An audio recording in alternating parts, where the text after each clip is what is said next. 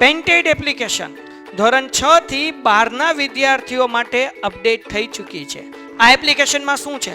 બધા જ વિષયના વિડીયોઝ છે. ગુજરાતની બેસ્ટ ફેકલ્ટી દ્વારા લાઈવ લેક્ચર્સ છે.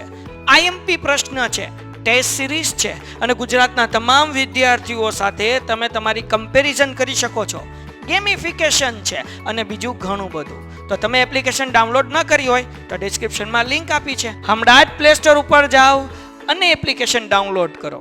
ઘરે બેઠીને સરસ મજાનું ગુજરાતની જોરદાર ફેકલ્ટી સાથે ભણો, સારા માર્ક્સે પાસ થાઓ.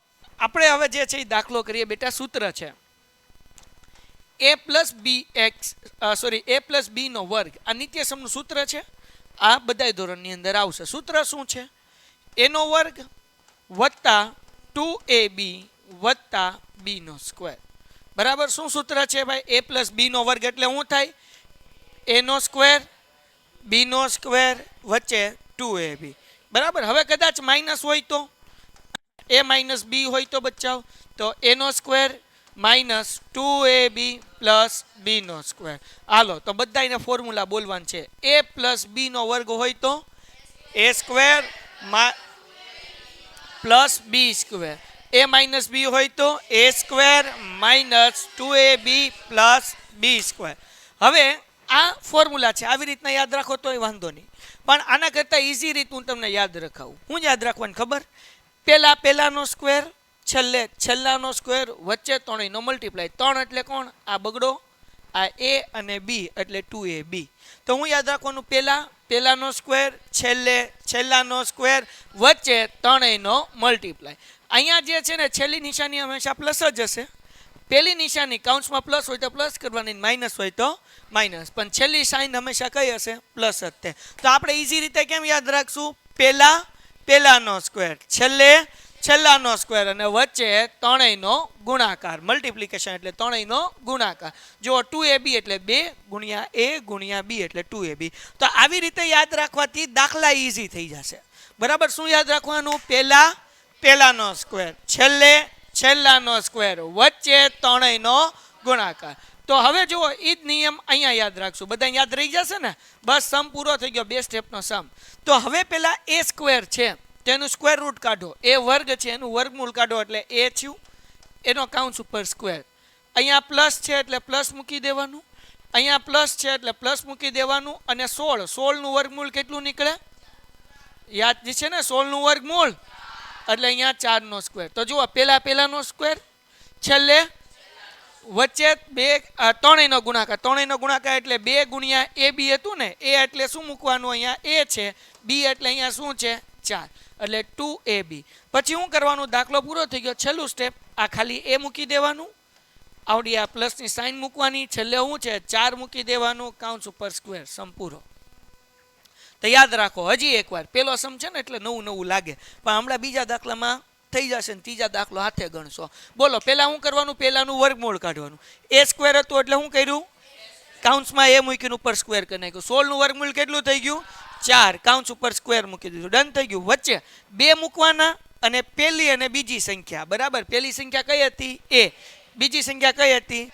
4. પછી પહેલું મૂકી દેવાનું અને છેલ્લું મૂકી દેવાનું. વાર્તા થઈ ગઈ પૂરી. હજી એક સમ કરીએ એટલે રિવિઝન થઈ જાય. હજી એક સમ જુઓ.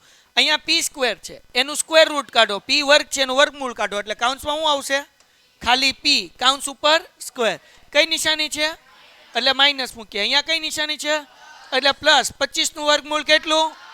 હાલો થઈ ગયું. હવે વચ્ચે 2ab. વચ્ચે શું હતું સૂત્રમાં? 2ab. 2 એમનેમ. a એટલે શું? p. b એટલે શું? કોઈને કઈ ડાઉટ? હવે પેલું પદ ને છેલ્લું પદ મૂકી દો. પેલું પદ શું છે ભાઈ? p. આવડી આ નિશાની મૂકવાની. છેલ્લું પદ શું છે? કાઉન્સ ઉપર સ્ક્વેર. સમ પૂરો થઈ ગયો. આવડી ગયું? કોઈને કઈ ડાઉટ? સાવ એટલે સાવ ઈઝી છે. નાના બાળકને આવડે ને. ગઈકાલ તો આપણે થોડીક મોટી રીત કરી હતી, બરાબર? એ આગળ આવશે, પણ આ ઈઝી રીતે થઈ જાય. ખબર કેમ પડે આ રીત કરવાની? જ્યારે પહેલા અને છેલ્લા પદનું વર્ગમૂળ નીકળતું હોય તો આ રીત કરવાની. ક્યારે આ રીત કરવાની? પહેલા અને છેલ્લા પદનું વર્ગમૂળ નીકળતું હોય. હવે ત્રીજો સમ તમારે મન કરાવવાનો. અહીંયા શું છે? 25m નો સ્ક્વેર. તો 25નું વર્ગમૂળ તો 5m મૂકી દો, હા કે ના? કાઉન્સ ઉપર શું મૂકું? અહીંયા પ્લસ છે એટલે પ્લસ. હવે છેલ્લું પદ મૂકવાનું. પ્લસ છે એટલે પ્લસ. 9નું વર્ગમૂળ 3 નો વર્ગ. કોઈને કઈ ડાઉટ? વચ્ચે શું આવે? 2ab. શું આવે વચ્ચે? 2m num. a એટલે શું બેટા? 5m. કોઈને કઈ ડાઉટ? ઓકે, થોડીક જગ્યા ઘટશે ભાઈ, એટલે આને આમ લઈ લઉં થોડુંક આગું. હાલો, અહીંયા 3. અને b એટલે શું મૂકવાનું? 3. કોઈને કઈ ડાઉટ? હવે શું કરવાનું ભાઈ? પેલું પદ અને પેલું પદ શું છે? 5m. સાઈન કઈ મૂકવાની? પ્લસ. છેલ્લું પદ શું છે? કાઉન્સ ઉપર સમ પૂરો થઈ ગયો. આવડી ગયું? સાવ ઈઝી ને? આમ ચપટી વગાડીને સમ થાય. કેમ સમ થાય?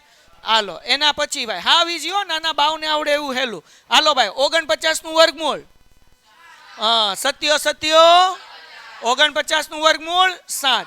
y વર્ગ છે એટલે ખાલી y મૂકવાનું. કાઉન્સ ઉપર પ્લસ m નમ, છેલ્લે પ્લસ. 36 નું વર્ગમૂળ એટલે હું આવશે 6z. કાઉન્સ ઉપર વર્ગ. કોઈને કઈ ડાઉટ? આગળ વ્યા જઈએ. અહીંયા a સ્ક્વેર, છેલ્લે થઈ ગયું b સ્ક્વેર. અહીંયા શું છે? 2ab. શું આવશે વચ્ચે? a એટલે શું? 7y. ખાલી 7 નહીં બેટા. b એટલે શું? 6z. કોઈને કઈ ડાઉટ? હવે કયું મૂકવાનું? પેલું પદ અને બોલો, પેલું પદ શું છે? નિશાની કઈ મૂકવાની?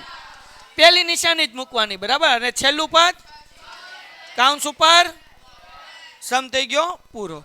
હવે કાઉન્સ ઉપર સ્ક્વેર છે, આમ મૂકી ગયો તોય હાલે. ઘટે તો જિંદગી ઘટે. ખાલી કેટલા સ્ટેપનો દાખલો?